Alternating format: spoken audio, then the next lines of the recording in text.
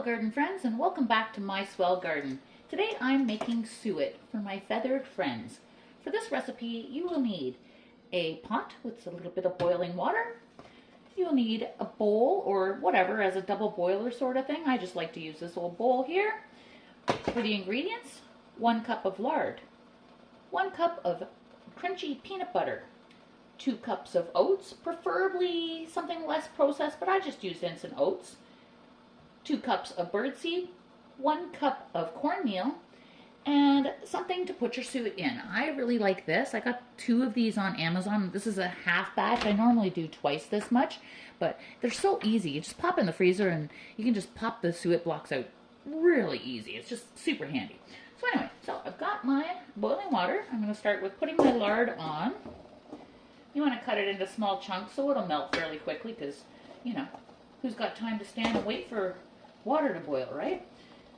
So I usually add the lard first, and then I get it kind of halfway melted, and then at that point that's when I'll add my peanut butter. So you want to melt the lard, but you don't want to boil the lard. And you could use instead of, like, I use like Crisco vegetable oil, but you can use any type of fat. You could use, you know, the baking drippings that you save and keep in the fridge, leftover meat grease, whatever, you know, but I just prefer the Crisco. It's easy, it's convenient, I always have it on hand. Okay, so that's starting to melt, so now I'm going to add my peanut butter.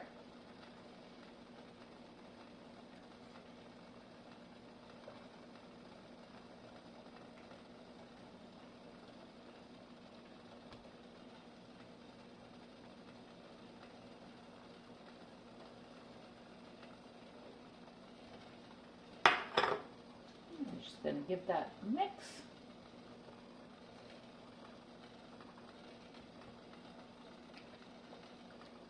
So it's something you really want to kind of stay here and watch because it doesn't take very long at all. So see how my woodpecker's eating nice and upright? Placing those wood blocks in the bottom of the suet feeder enables them to do that. If not, they'd be hanging on the bottom kind of pecking away at the suet. And that's the normal, but that really leaves a lot of chance for the suet fat to get onto their feathers. And woodpeckers and other birds have no way to get that off. That requires detergent, and they don't have detergent. So it's pretty much a life-threatening thing, because once they get the oil on there, they can't fluff up and keep warm and that sort of thing. So anything we can do to protect our feathered friends, let's do it. Hello, little woodpecker. Reduce the heat because it's pretty much just about there.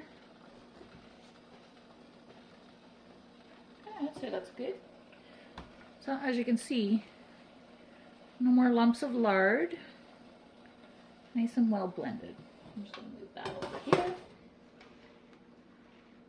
Okay, so that's blended. First thing you want to add is your oats. You just add that, mix it in.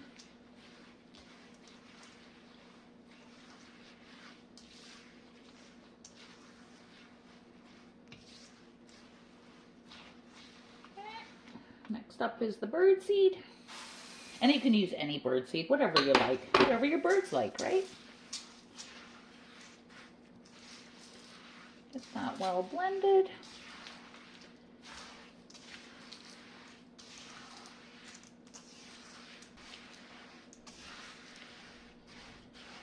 And then last up, we're going to add our cornmeal.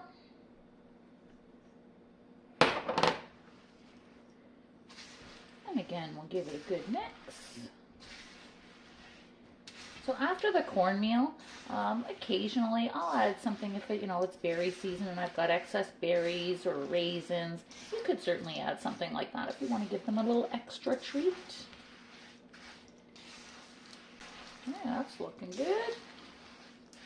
Looks like the cornmeal's well mixed in.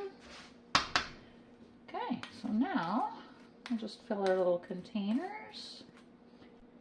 I really like these little loaf pans that I got, the silicone loaf pans on Amazon. They work perfectly. They're the perfect size. I worked out the cost once, and it ends up being like each block would just close to the equivalent of what you pay $1 or $2 for when you go out shopping, but it's better quality, but it's close to that. And these cost me about like 20 cents a piece, and it's just super convenient, that's for sure. So you want to just fill these up, pack it in nice. You want it to be good and solid. You don't want it falling apart on the feeder.